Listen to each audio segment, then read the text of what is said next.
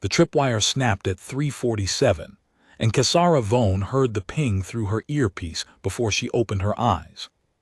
She was already awake, had been for 9 minutes, lying on her side in the depression she'd carved beneath a fallen hardwood trunk, listening to the forest floor transmit vibration through 16 centimeters of compacted humus.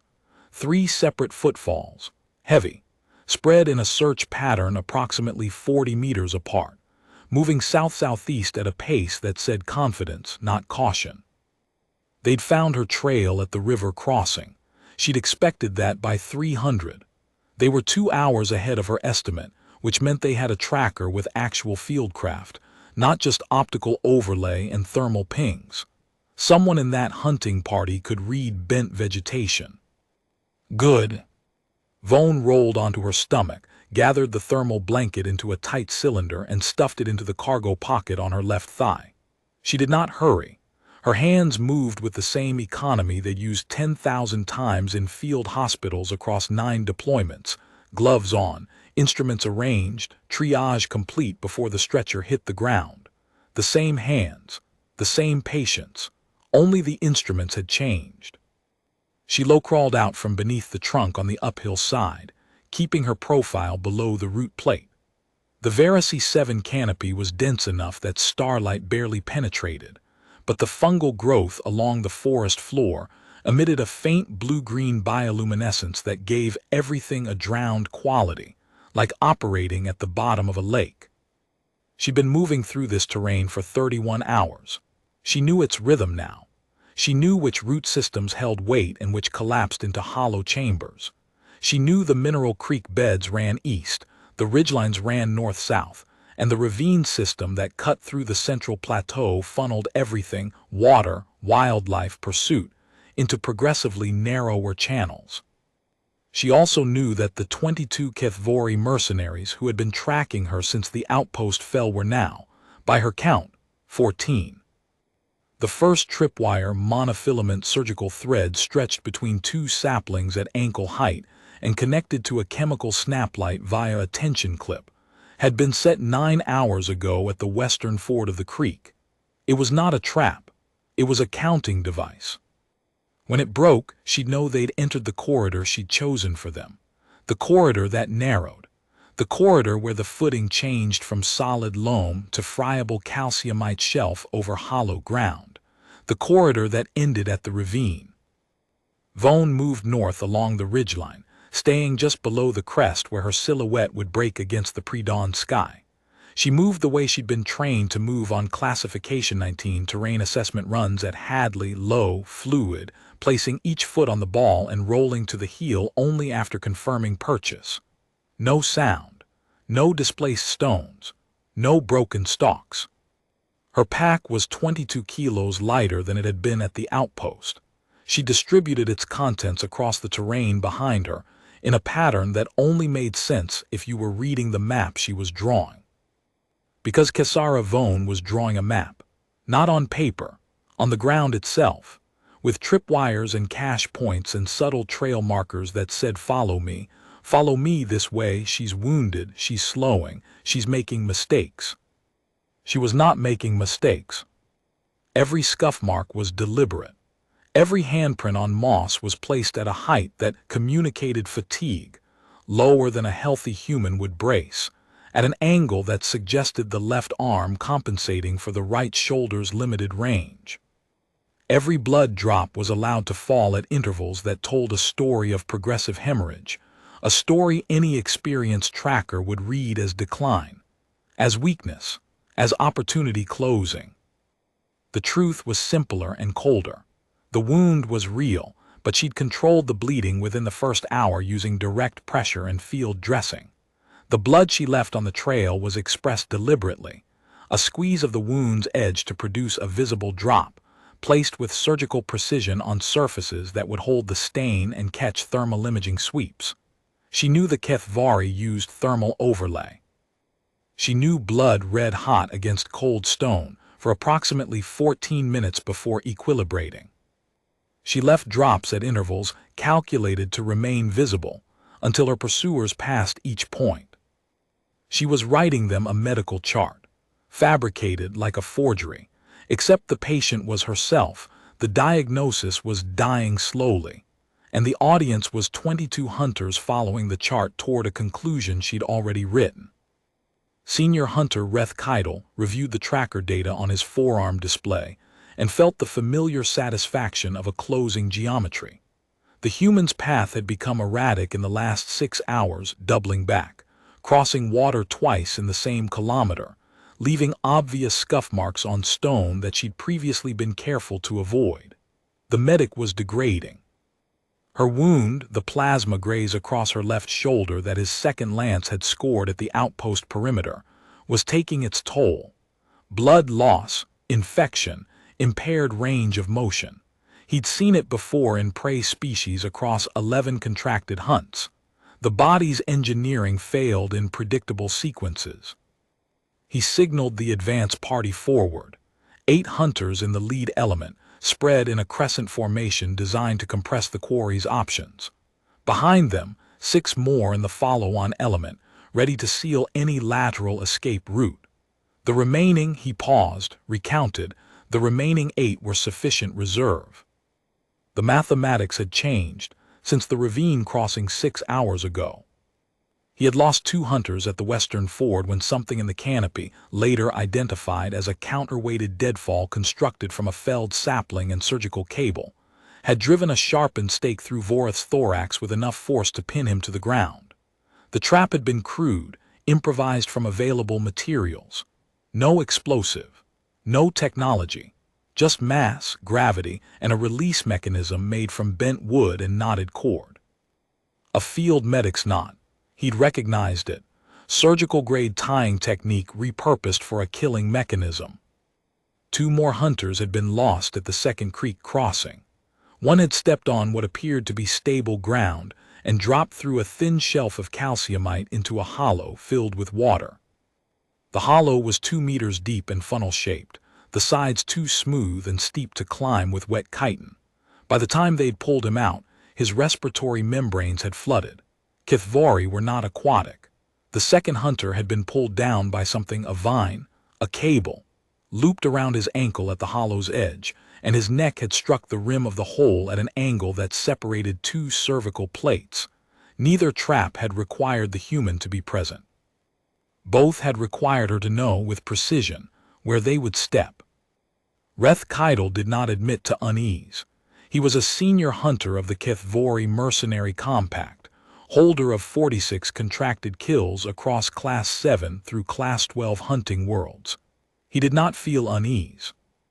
But he noted, with professional interest, that the human's trail was leading them deeper into the ravine system, and that the walls were growing taller on either side, and that the dawn light had not yet reached the canyon floor. He noted these things and pressed forward. The human was wounded. She was alone. She was a field medic, a healer, not a soldier. The contract had been clear. The coalition outpost on the Keth'vori plateau held 4 humans attached to a Dravek garrison. When the Dominion's forward units overran the garrison, the Keth'vori hunting party was tasked with the humans specifically. Coalition humans were high-value targets. Their Deathworld classification made them prestige kills. 3 of the 4 humans had been killed in the initial assault. Clean shots, coordinated fire, overwhelming force against a fixed position. Professional work. The 4th had been in the medical bay when the walls came down. She'd taken the plasma graze, rolled through a collapsed section of the perimeter barrier, and disappeared into the southern forest before his hunters could close the cordon. That had been 31 hours ago. He had expected to recover her body, or her alive, for the bonus within 6 hours. Classification 19 terrain, plasma wound, no supplies beyond whatever a field medic carried in a standard pack. The mathematics had been straightforward. The mathematics had been wrong. 31 hours earlier, when the first mortar shell had hit the outpost's communications array, Ravine had been mid-suture on a Dravek soldier's forearm laceration.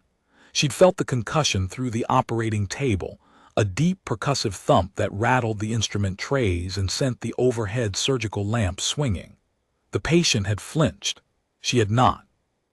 "Hold still," she'd said, and placed the next suture. The second shell hit the perimeter wall. The third hit the ammunition store. By the time she'd finished the suture, tied it off, and applied the dressing, the medical bay's ceiling was cracking and the Dravek garrison was in full retreat through the southern corridor. She'd moved through the collapsing structure with the same measured efficiency she used in triage, assessing, deciding, acting. The three other human personnel, Corporal Weston, Sergeant Ockhaffer, and Private Land, were in the command bunker. She heard their positions called on the radio. She heard the firing stop. She did not hear their voices again. At the perimeter breach, a plasma bolt had grazed her shoulder. She'd registered the burn, 2nd degree, partial thickness, 7 centimeters along the posterior deltoid, and calculated treatment requirements in the time it took her to roll through the gap in the barrier wall. Debridement within 12 hours, antibiotic coverage immediately, range of motion monitoring every 4 hours. Standard wound management protocol. Then she was in the forest, and the protocol had changed. The first 6 hours had been assessment, not escape, assessment. She'd moved south through the canopy at a pace that preserved energy and minimized trail sign, but her primary objective during those hours was not distance. It was reconnaissance. She was learning the terrain the way she learned a patient's anatomy before the first incision, systematically, thoroughly, with attention to structure, flow, and failure points. The Veresi 7 forest canopy was dense tropical hardwood over a substrate of calciumite mineral shelf. Porous, layered, prone to dissolution and cavity formation where subsurface water flowed. The topography was ridgeline and ravine, parallel north-south ridges separated by progressively deeper canyons cut by seasonal water flow. The vegetation was bioluminescent at ground level, which meant the forest floor was never truly dark. The wildlife was abundant but not apex predatory at her mass class. She'd identified 17 species in the first 3 hours, none threatening. The terrain had spoken to her, not in words but in the language she'd spent her life reading, the language of structure, where things were strong and where they were weak, where weight could be borne and where it would fail, where fluid flowed and where it pooled, where pressure accumulated and where it released. She'd found the Ravine system at hour 7, and she'd known immediately what it was. It was an operating theater. It just needed to be prepared. The next 12 hours, hours 7 through 19, she'd spent in the ravine, walking its length, testing its surfaces, mapping its narrowing, its features, its natural choke points and dead ends, finding the sinkhole, finding the collapse zones, finding the hollow ground beneath the calciumite shelves. Understanding the space the way she understood the internal architecture of a human thorax, where the strong structures lay, where the vulnerable passages ran, where a single precise intervention could collapse the entire system. She'd built her preparations during those 12 hours, not frantically, not desperately, with the same methodical patience she brought to setting up an operating room for a complex procedure. Every instrument in its place, every contingency planned, every possible complication anticipated and addressed before the first cut. The tripwires, the deadfalls, the sharpened stakes, the relocated stones, the carved handholds, the marked paths, the false trails and deliberate scuff marks and the blood she'd let seep from her shoulder wound onto the forest floor at carefully chosen intervals. All of it was anatomy. All of it was medicine, just applied in a direction nobody had considered. By hour 19, she completed her preparations and retreated to the depression beneath the fallen hardwood trunk to sleep. 4 hours of controlled rest, her body dropping into the deep recovery state she'd trained herself to enter during 36-hour surgical rotations on forward operating bases. Sleep was a tool, like everything else. Then the tripwire had snapped at 3:47, and the procedure had begun. Reth Keitel's hunting party had entered the ravine system at hour 26 of the pursuit. They'd spent the preceding hours following the trail she'd left through the upper forest, the blood drops, the scuff marks, the broken vegetation that told a story of progressive deterioration. A wounded animal weakening, slowing, making mistakes that an unwounded animal would not make. His second-in-command, a mid-tenure hunter named Voss Thesic, had noted the pattern at hour 20. "She's circling," Thesic had said, studying the trail map on his forearm display. "Her path doubles back twice in the same kilometer. That's disorientation, blood loss affecting navigation." Keth'vori had agreed. The assessment matched the medical profile: plasma grazed to the shoulder, no access to proper treatment, 30-plus hours of exertion in Classification 19 terrain. The human body, however durable, had its limits. Even a Deathworlder's engineering failed eventually. "She'll go to ground soon," he'd said. "She'll find a defensive position and stop moving. That's when we close." They'd found the western ford at hour 24. The trail crossed the mineral creek at a point where the water was shallow and the stones provided stable footing. An obvious crossing point. The kind of place a weakening fugitive would choose, because it required the least energy expenditure. Thesic had crossed first. The counterweighted deadfall, a 4-meter sapling bent to 90 degrees and held by a trigger mechanism of surgical cord, had released when his foot caught the ankle-height line stretched between two root systems. The sapling had whipped forward, driving the sharpened hardwood stake through his thorax plates with a force that his armor was not designed to resist. The stake was positioned at a height of 112 centimeters, exactly the centermass height for a Keth'vori male in standard hunting posture. 112 centimeters. She had known the measurement. She had calculated the strike height based on their species' average proportions. Proportions she had memorized from the Coalition medical database during a routine briefing on interspecies trauma care. She had learned their anatomy to save them. She was using it to kill them. Thesic had died in 4 seconds. The hunter behind him, who had stepped sideways to avoid the mechanism, had triggered a secondary device, a buried pit covered by a thin layer of vegetation, 18 centimeters deep, containing 4 upward-angled hardwood spikes. The pit was too shallow to kill. It was designed to immobilize. The hunter's left foot had gone through the cover, and 3 spikes had driven through the thin chitin between his tarsal joints. He'd screamed. They'd extracted him and carried him back to the rally point, his foot shattered beyond field repair. 2 hunters lost at the first trap. Keth'vori had ordered a 30-minute halt, swept the crossing for additional devices, and found none. The devices were not repeating. Each one was placed precisely where the first logical footfall would land after the terrain funneled movement to a specific point. There was no minefield pattern to identify. There was just one trap in the one place that mattered. He had pressed on. What else could he do? The contract was live.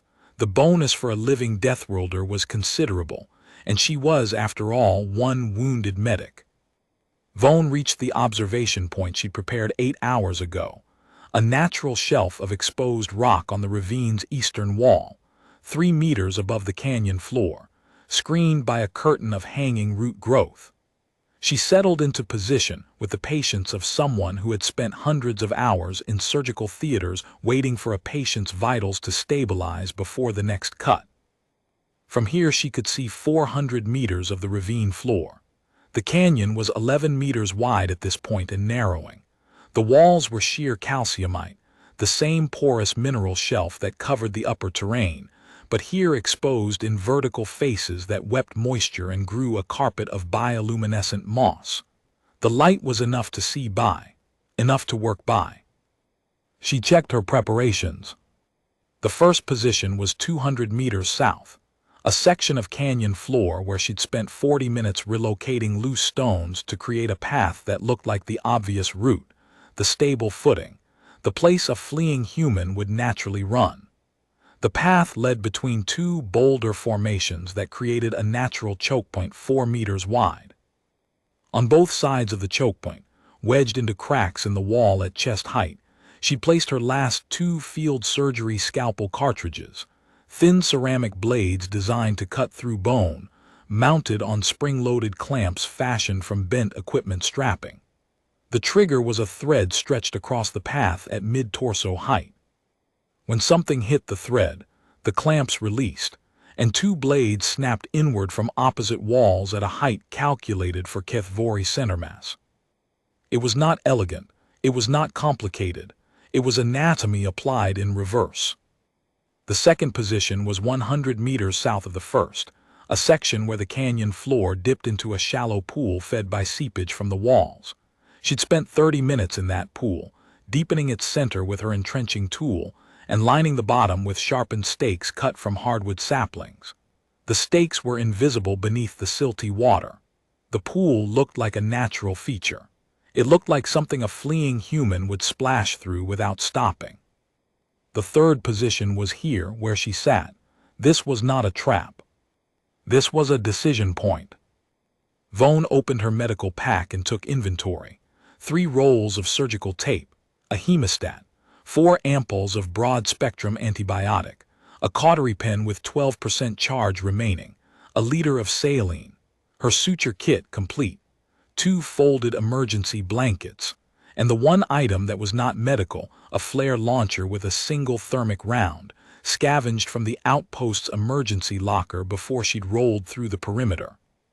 She set the flare launcher on the rock beside her, checked its mechanism, and returned it to the same position.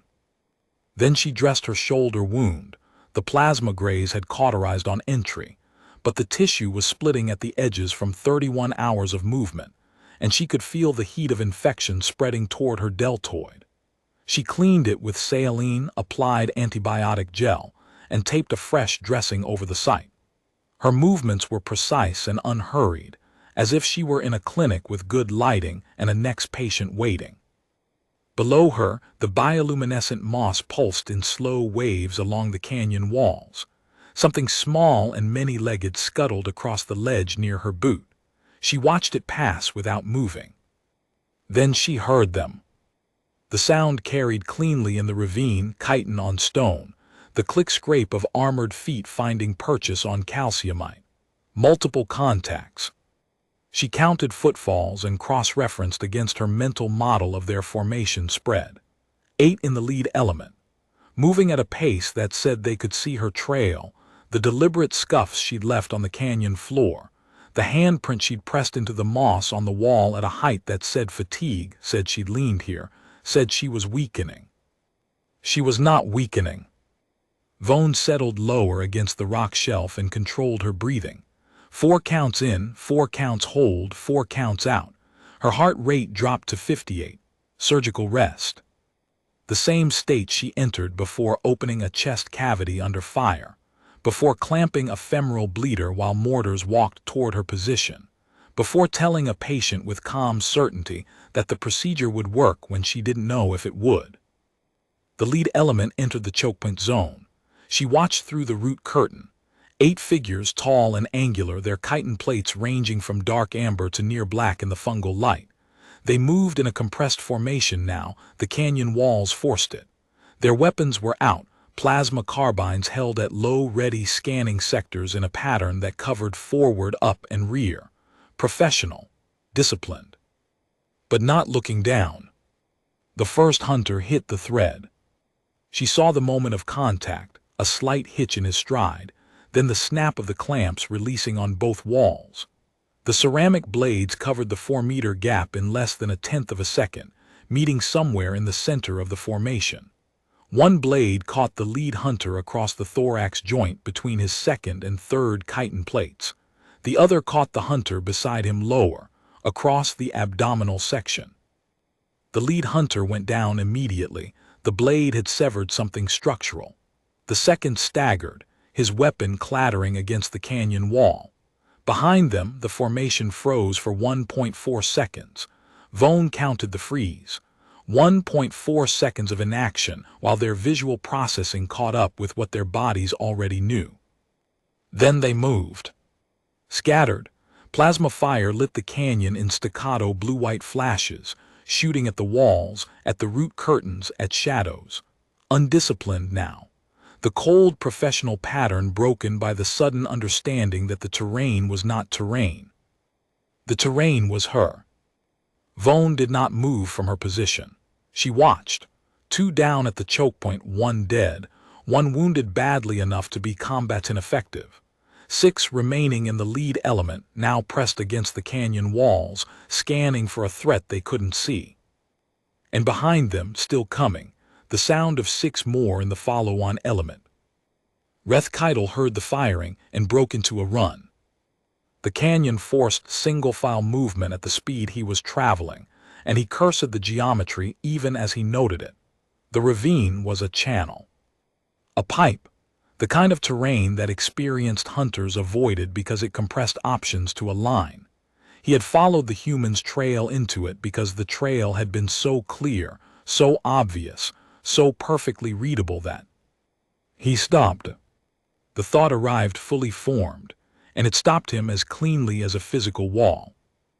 The trail had been obvious, had been clear, had led him through 40 hours of terrain that narrowed, compressed, channelized. Every turn in her path had reduced their formation options. Every doubling back had kept them in the same corridor.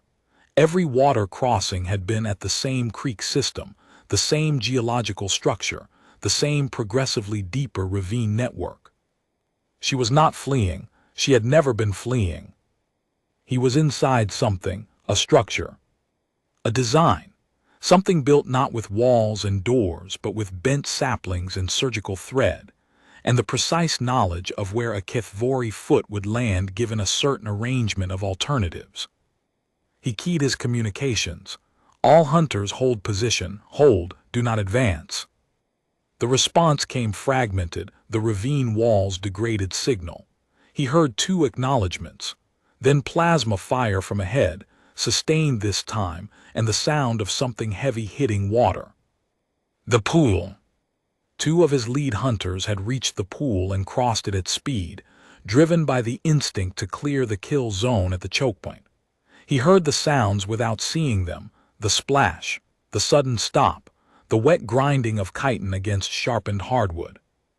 A scream high and clicking that cut off in a way that said throat, then silence. Keth'vori stood in the darkness of the ravine and recalculated.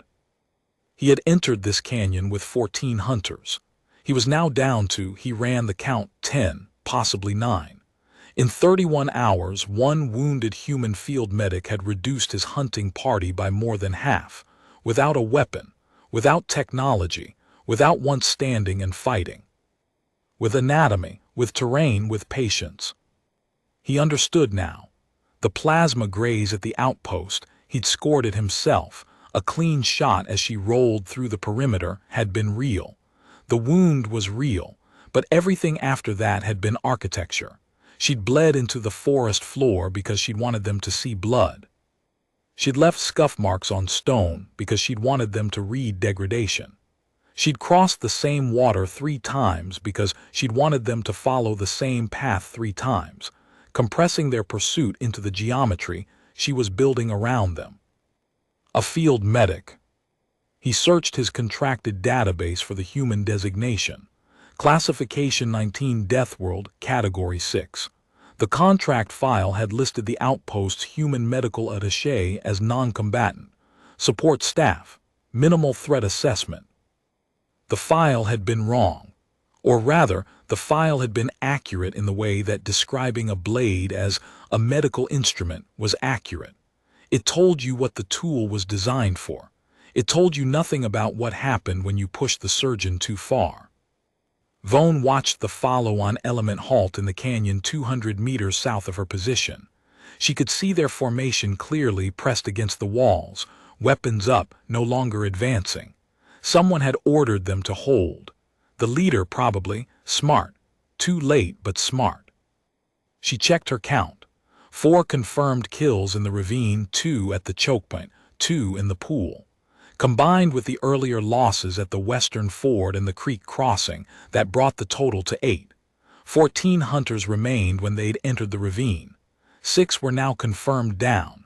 That left 8, possibly 7 if one of the choke point wounded didn't recover. The math was moving in her direction, but math alone wouldn't finish this. They were learning. The leader, whoever held the Keth'vori command, had stopped advancing, which meant he was adapting. That was the risk with intelligent prey. They adjusted. Vone allowed herself a small correction. They were not prey. They were hunters who had become prey without understanding the transition. The distinction mattered because it predicted behavior. A hunter who realized it was being hunted would do one of two things: retreat to open terrain where superior numbers mattered, or push forward aggressively to force contact on terms of speed and violence. If they retreated, she'd lose them. The ravine only worked as a funnel going south to north. Once they reached the open forest canopy again, their formation advantages returned and her terrain advantages evaporated. She couldn't let them retreat. She picked up the flare launcher. The thermic round arced across the canyon and struck the western wall 40 meters behind the rearmost hunter in the follow-on element. The phosphorus compound ignited on impact and splashed across a 10-meter section of wall white-hot, blinding in the pre-dawn darkness, turning the bioluminescent gloom into a wall of fire and acrid smoke. It was not a weapon. It didn't need to be. It was a door closing. The phosphorus would burn for 90 seconds. She'd timed the same compound during emergency signaling drills on 3 different deployments. 90 seconds of impassable barrier. 90 seconds during which the only safe direction was forward, deeper into the ravine, deeper into the structure she'd built. The hunters in the follow-on element reacted exactly as she'd calculated. Keth'vori stress response was well documented in the Coalition's xenobiological database, a database she'd studied not for tactical purposes but for medical ones. How a species responded to acute stress determined how their cardiovascular system behaved under trauma. It determined which hormones flooded their system, which blood vessels constricted, which cognitive functions degraded first. She knew their stress response the way a cardiologist knew the sequence of a heart attack. And she knew that the Keth'vori fear response was fundamentally different from a human's. Humans under acute stress experience tunnel vision, focus narrowed, time dilated. The world compressed to the immediate threat and the immediate response. It was a hunting adaptation, the brain clearing everything non-essential so the body could act. Keth'vori under acute stress experienced the opposite. Their visual field widened. Their hearing became hypersensitive. Their cognitive processing attempted to simultaneously evaluate every potential threat in their environment. It was a prey adaptation, evolved to detect predators approaching from multiple angles. Under extreme stress, it became paralyzing. They tried to watch everything at once and processed nothing in time. She had built her ravine to exploit that response. Every trap was single point, single direction. But the ravine itself was multi-directional threat, walls on both sides, canopy above, floor below, sound echoing from all angles. Every time a trap fired, the survivor's stress response widened their attention, and their forward momentum died for seconds that she could count and predict. They pressed forward, away from the fire, toward the lead element's position. The two groups merged in the canyon section between the choke point and the pool. 12 hunters compressed into a 30-meter stretch of ravine 11 meters wide. Vone moved. She dropped from the observation shelf to the canyon floor, a 3-meter drop that she absorbed through bent knees and a forward roll that brought her up moving north, away from them, deeper into the ravine. She did not run. She moved at a controlled pace, placing her feet on the route she'd scouted, avoiding the sections of floor she knew were undermined. Behind her, she heard shouts, clicking, staccato Keth'vori vocalizations that her translator implant rendered as fragments. Contact. They're north, moving, pursue. They were pursuing again. Good. The ravine narrowed ahead 9 meters, then 7, then a section where the walls closed to 4 meters, and the floor was a jumble of fallen stone from a partial collapse she'd identified during her initial traverse. She'd spent 20 minutes in that collapse zone, relocating stones to create two paths, one obvious, one hidden. The obvious path threaded between the largest boulders and looked like the fastest route through. The hidden path climbed the eastern wall via a series of handholds she'd carved with her entrenching tool. She took the hidden path. Her fingers found the first handhold, a divot in the calciumite she'd deepened to fit 4 fingers, and she climbed. 3 meters up, then 4, then a lateral traverse across a ledge no wider than her boot. Her shoulder screamed. The wound had opened again. She could feel warmth tracking down her arm beneath the dressing. She ignored it with the same focused dissociation she used when operating on a patient while her own position was being shelled. Pain was data. Data informed decisions. Data did not change the task. Halfway across the traverse, her left hand slipped. The blood from her shoulder had tracked down her forearm and coated her palm. She could feel the slickness between her fingers and the stone. For 1.8 seconds, she hung by her right hand and the friction of her boot toe on a 2-centimeter ledge, her body weight pulling her away from the wall, the canyon floor 5 meters below. She did not panic. Panic was a cardiovascular event she understood clinically: adrenaline surge, vasoconstriction, cognitive narrowing, fine motor degradation. She had treated its consequences in hundreds of patients and trained herself out of its grip over a decade of work in combat medicine. Instead, she shifted her weight fractionally right, found a new foothold with her left boot, and wiped her bloody palm against the rough surface of the wall until friction returned. Then she continued the traverse. Below, the hunters were 20 seconds from the collapse zone entrance. She could hear their breathing, rapid, overlapping, the wet clicking of Keth'vori respiratory membranes working at elevated rate. They were running hot, stress hormones flooding their systems, attention scattered across every direction, exactly where she needed them to be. She reached the observation position above the collapse zone, another shelf, higher this time, 5 meters above the canyon floor, and settled into stillness. Below, the lead hunters entered the collapse zone at speed. They took the obvious path. Of course they did. Their momentum was forward now, aggressive, the disciplined patience of the earlier hunt replaced by the urgency of a force that had been hurt and wanted contact, wanted to see their enemy, wanted to aim and fire and have this end in a way that made sense to them, in violence they controlled. The obvious path ended in a cul-de-sac. The canyon wall ahead was vertical and smooth, a section of calciumite face with no handholds, no crevices, no route forward, a dead end. The boulders on either side were too tall to climb quickly. The path behind them was the path they'd just taken, the only way back. They stopped, Bunch turned, and Vone pushed the first stone. It was not a large stone. Perhaps 60 kilos. She'd selected it specifically because she could move it alone with sustained effort, and because its position at the ledge's edge meant it needed only a shove to become ballistic. It fell 5 meters and struck the canyon floor in the center of the group with enough force to crack the calciumite and spray fragments in a 2-meter radius. The stone itself hit nothing critical, but the group scattered back the way they'd come, tripping over the boulder field, losing formation, losing cohesion. 2 hunters fired upward at her position, plasma bolts searing the wall above her head and showering her with malite fragments. She pressed flat against the shelf and covered her face. The shots were wild. They couldn't see her in the gloom behind the root curtain, and their thermal imaging was useless against the mineral shelf's ambient heat signature. She'd counted on that. Calciumite radiated thermal energy at exactly the frequency range that Keth'vori optical overlays used for biological detection.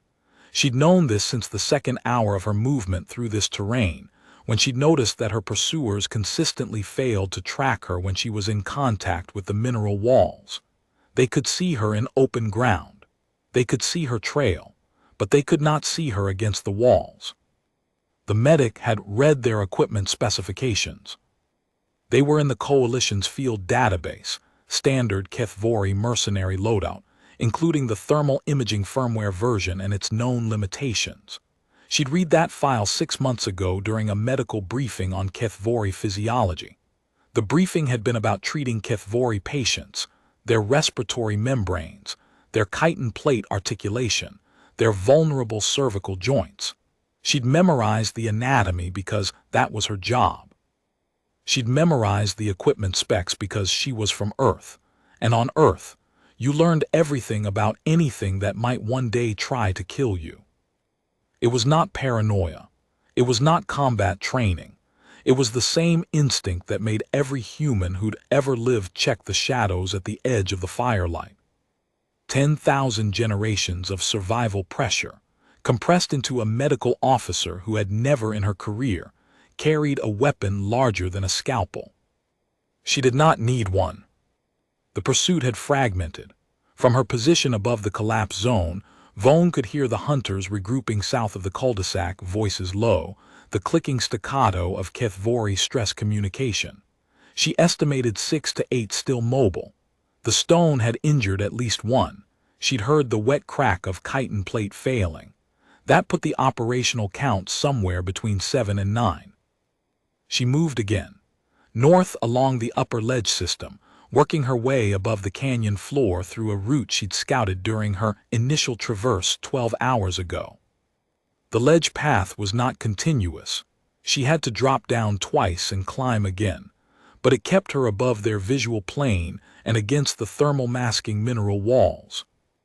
The ravine widened ahead, opening into a natural amphitheater where 3 tributary canyons converged. This was the terminus of her map, the place where all the lines she'd drawn converged. She'd spent 2 hours here during her initial survey, and she'd chosen it for 3 reasons. The amphitheater's shape created a natural acoustic funnel that made sound localization unreliable. The 3 tributary canyons offered apparent escape routes that were, in reality, dead ends within 50 meters. And the center of the amphitheater floor had a feature she'd identified with quiet professional satisfaction. A sinkhole. Natural calciumite collapse into the cave system below, partially covered by a crust of mineral deposit and organic debris. The crust looked solid. It was not. She'd tested it carefully, mapping its load-bearing threshold by placing progressively heavier stones at its edges. A single human could cross it if they stayed on the reinforced eastern margin. Anything heavier, or anything that stepped on the center section, would go through. Keth'vori hunters averaged 140 kilos in full combat kit. Vaughn descended from the ledge system and dropped to the amphitheater floor on the eastern side. She crossed the sinkhole zone on the reinforced margin, her boots finding the solid footing she'd marked with small scratched X's on the stone, visible only if you knew to look, and only in direct light. On the far side of the amphitheater she stopped, turned, and did something she had not done in 31 hours. She let herself be seen. She stood in the mouth of the northern tributary canyon, upright, silhouetted against the faint dawn light that was beginning to penetrate the ravine from above. A clear target, a visible, wounded, exhausted human standing in the open with no cover and no weapon in hand. It was the most dangerous thing she'd done in 31 hours. Not because of the exposure. She'd calculated firing angles and knew that the tributary's narrow mouth limited the number of shooters who could draw a bead simultaneously. Not because of the physical risk. She'd positioned herself precisely 2 meters from the solid ground at the tributary's edge, which meant 1 step backward would put her behind cover. It was dangerous because it required her to stop, to be still, to trust the architecture of the previous 31 hours to hold.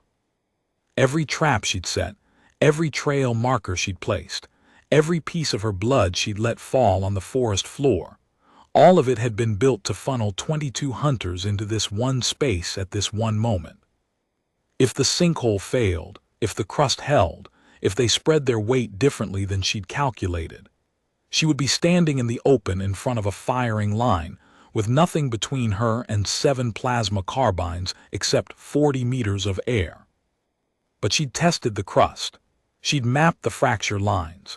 She'd calculated the load-bearing threshold to within 5%, and she knew, with the same certainty she felt when clamping a bleeder or placing a chest tube, that the floor would not hold them. Surgery was certainty. Every cut was a commitment. You did not open a chest cavity with an escape plan. You opened it because you knew what was inside and what needed to be done. The amphitheater was her final incision. The hunters entered the amphitheater from the south. Keth'vori saw her. 40 meters, standing still, her left arm hanging at an angle that said the shoulder wound had finally compromised her range of motion. Her pack was gone, abandoned somewhere in the ravine behind her. Her uniform was torn at the knee and the right hip, dark staining across her shoulder and down her left side. She was looking directly at him. Her expression was, he searched for the word in coalition standard, neutral, not afraid, not defiant, not aggressive, the face of someone waiting for a process to complete, a technician watching a machine run its final cycle. He raised his weapon. Behind him, his remaining hunters, 7, he'd confirmed 7, spread into the amphitheater in a firing line. The open ground was a relief after the ravine. Here finally their numbers meant something. Here their training applied. Here this ended. "Do not move," he said, his translator rendering it in coalition standard. "The contract is concluded." She did not move, but her eyes moved, a small flick downward toward the ground in front of him and then back to his face. A micro-expression at the corner of her mouth. Not a smile, something colder than a smile. Recognition. Keth'vori looked down. The ground beneath his forward foot was different, slightly concave, a subtle depression in what should have been flat canyon floor.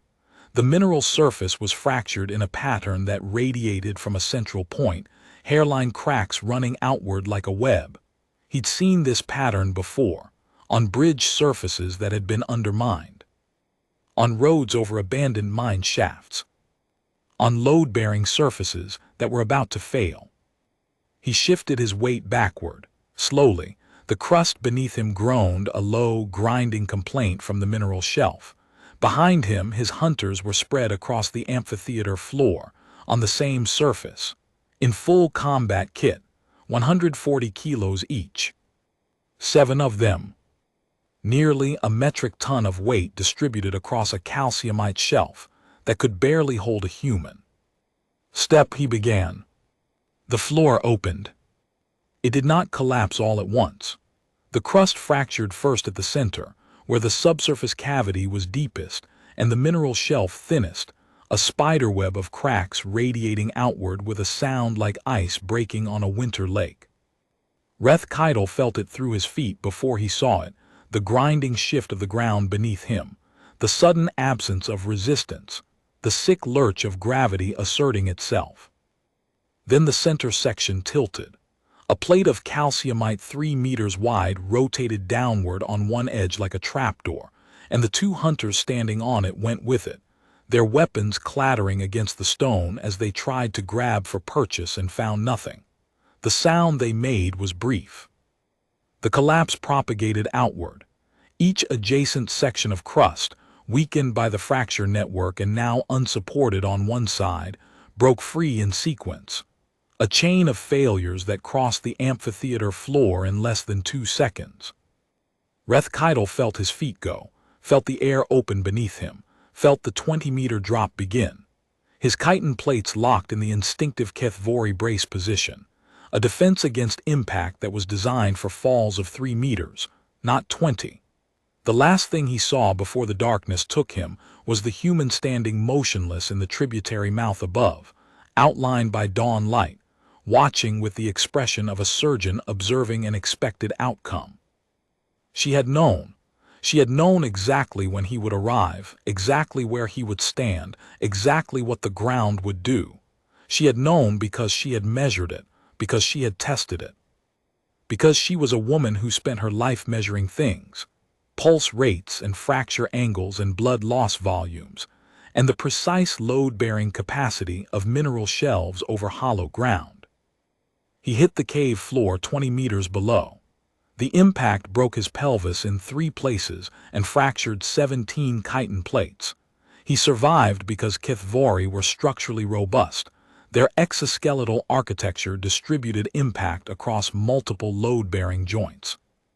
He survived and lay in the dark at the bottom of a hole that a human field medic had turned into a grave for 5 of his hunters, and he understood with perfect clarity that he had never once been the hunter in this engagement. Not from the first step into the forest, not from the first blood drop on the trail. He had been the patient, and she had been operating on him for 31 hours. Vaughn watched 5 of the 7 go through.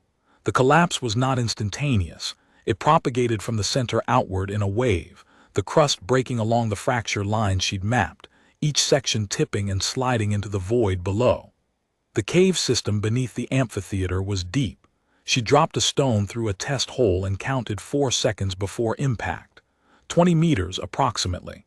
Survivable for a human, given preparation and landing technique.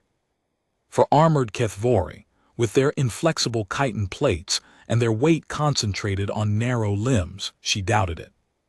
2 hunters survived. They'd been at the formation's edge, close enough to the amphitheater's solid southern wall to throw themselves backward when the crust began to crack. They hit stable ground and rolled, plasma carbines coming up, firing.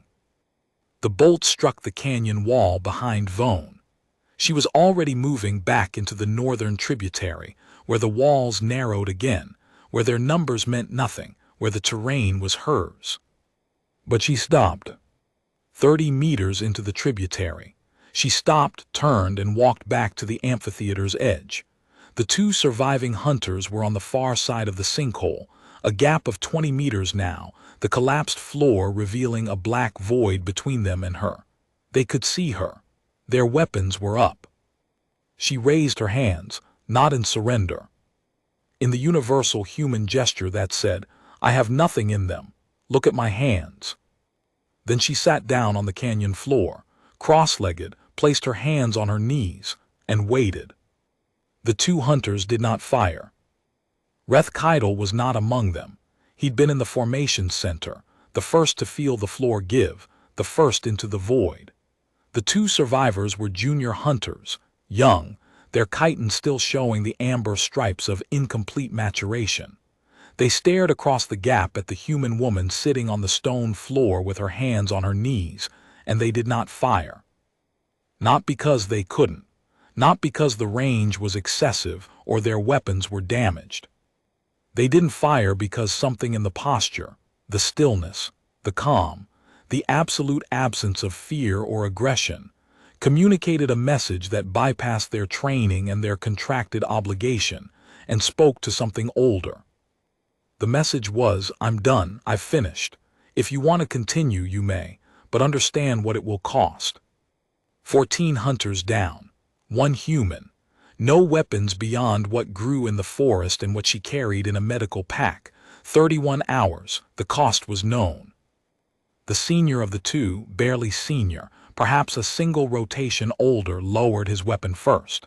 Then the second. They stood on the far side of the void and watched the human medic sit in the dawn light that was now spilling into the amphitheater from above, turning the canyon walls from black to gray to pale gold. Then they turned and walked south, back through the ravine, back toward the open terrain, away. Vaughn sat for 7 minutes after they left. She did not watch them go. There was no satisfaction in it, no triumph, no vindication, no relief that registered as anything beyond a clinical notation. Threat withdrawn, engagement concluded, proceed to self-care protocol. She was not built for celebration. She was built for the next task, and the next task was always the same: assess, treat, stabilize. The 2 junior hunters would reach their extraction point by midday if they maintained pace. They would file a report. They would describe what they'd found in the ravine, the traps, the terrain, the human who had used both as extensions of her own body. The report would travel up the Keth'vori command structure, and someone with authority would read it, and a classification would change in a database somewhere. That was the clinical outcome. A data point updated. A category corrected. She felt nothing about this. Feeling about outcomes was for after the shift, and her shift was not over. The dawn light reached the amphitheater floor and lit the sinkhole's edge in sharp detail. From below, she could hear sounds clicking, scraping, the wet labored breathing of Keth'vori in distress. Some had survived the fall. She noted this without emotional response. She was not a cruel woman. She was not a vindictive woman. She had spent 9 years applying sutures and reducing fractures and talking dying soldiers through their last conscious moments with the same calm tone she'd used on the canyon floor 30 seconds ago. She was a healer. But she was a healer from Earth. And on Earth, the people who knew the body best, who knew exactly where the arteries ran and how the joints articulated, and which impacts the structure could absorb and which it could not, those people understood destruction as intimately as they understood repair. The knowledge was the same knowledge. The anatomy was the anatomy. What changed was the direction of application. She stood finally and checked her shoulder. The wound had opened fully during the climb. The dressing was saturated. She replaced it with the last of her sterile pads, applied pressure with surgical tape wrapped tight, and gave herself an antibiotic ampule in the deltoid. The infection would need proper treatment, a clean facility, debridement, possibly a graft if the tissue margins had gone necrotic. She'd need to reach the coalition's secondary base at Keth'vori Station, 40 kilometers northeast. A 2-day walk through Class 19 terrain. She'd done worse. Vone packed her medical kit, secured the straps, and oriented herself by the dawn light. Northeast. Through the forest, over the ridgeline, down into the lowland basin where the coalition maintained its fallback position. 40 kilometers. She calculated water requirements, caloric deficit, infection timeline.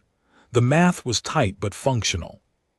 She left the amphitheater by the northern tributary, stepping carefully around the sinkhole's edge on the marked path she'd memorized.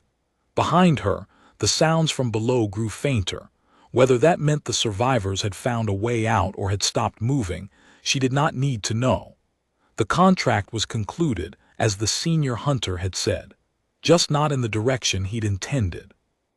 The forest canopy closed over her as she ascended from the ravine system, the bioluminescent moss fading as natural dawn light filtered through the overhead growth. The terrain here was gentler. A long slope of compacted humus and established root systems, the kind of ground that held weight and didn't conceal hollow spaces. She moved at a sustainable pace, adjusting her stride to minimize shoulder displacement, breathing in the 4-count pattern that her autonomic system had adopted hours ago and would maintain until she told it otherwise. Behind her, the ravine was silent. The tripwires and the deadfalls and the sharpened stakes were already becoming part of the terrain, falling, rotting, dissolving back into the forest floor.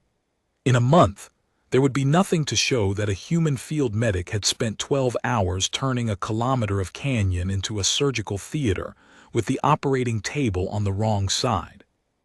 The wrong side for the patients. The right side for the surgeon. Vone walked northeast, and the forest swallowed her trail behind her as though she had never been there. By the time the Keth'vori Compact filed their after-action report, 48 hours later, from a medical facility on Keth'vori Station, where 9 surviving hunters received treatment for injuries ranging from compound fractures to near drowning, to surgical precision lacerations from improvised blades, the amphitheater had flooded from seasonal runoff. The collapse zone had widened, and the ravine's lower section was impassable. The report listed the operation as a contractual loss, target not recovered. Senior hunter Keth'vori was recovered from the cave system with a fractured pelvis and 17 separate chitin plate failures.